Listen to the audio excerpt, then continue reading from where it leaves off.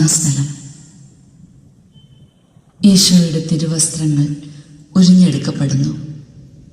ഈശോ മിശിഹായെ ഞങ്ങൾ അങ്ങയെ കുമ്പിട്ട് ആരാധിക്കുന്നു. എന്തുകൊണ്ടെന്നാൽ വിശുദ്ധ കുരിശിനാൽ അങ്ങ് ലോകത്തെ വീണ്ടും രക്ഷിച്ചു. അവന്റെ കുപ്പായമൊക്കെ തുന്നിയത് ഞാനായിരുന്നു. അവനു വേണ്ടി കുപ്പായം തുന്നുമ്പോൾ ദേവാലയത്തിലെ തിരശീല തുന്നുന്ന സന്തോഷം എനിക്കുണ്ടായിരുന്നു. പുത്തനുടുപ്പ് സമ്മാനിക്കുമ്പോഴൊക്കെ അവൻ ആ ഉടുപ്പുമിട്ട് എന്റെ തോളിൽ കൈയിട്ടൊരു നിൽപ്പുണ്ട്. മലയുടെ മുകളിൽ വെച്ച് അവരവന്റെ തുണി വലിച്ചു കീറുമെന്ന് ഞാൻ പ്രതീക്ഷിച്ചില്ല. നഗ്നത പോലും മറയ്ക്കാൻ പറ്റാതെ ഉടുതുണിയില്ലാത്തവനായി അവനങ്ങനെ. എല്ലാവർക്കും അഭിമാനിക്കാൻ ഈ ഭൂമിയിൽ ഒരു വകയുണ്ടെന്ന അവൻ പഠിപ്പിച്ചത്. നാണക്കേടോടെ ആരും തലകുനിക്കാൻ അവൻ ഇഷ്ടപ്പെട്ടില്ല.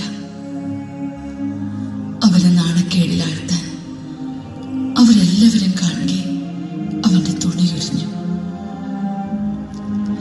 എന്റെ മക്കളെ, ആരുടെയും ആത്മാഭിമാനത്തിന്റെ തുണി ഉരിയാൻ നമ്മൾ കാരണമാകരുത്.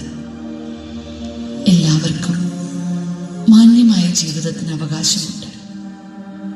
വാക്കുകൊണ്ടോ പ്രവൃത്തി കൊണ്ടോ ആരെയും നാം നാണം കെടുത്തരുത്. അവരുടെ വീട്ടുകാർ അനുഭവിക്കുന്ന കണ്ണുനീരിന് ആരുത്തരം നൽകും?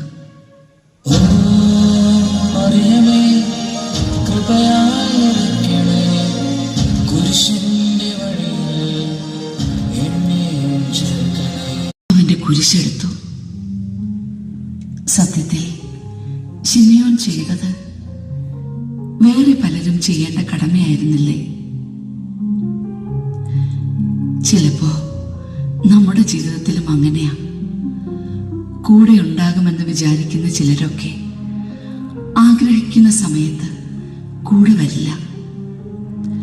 ഒട്ടും പ്രതീക്ഷിക്കാത്ത ചിലരൊക്കെ കുരിശെടുക്കാൻ വരും.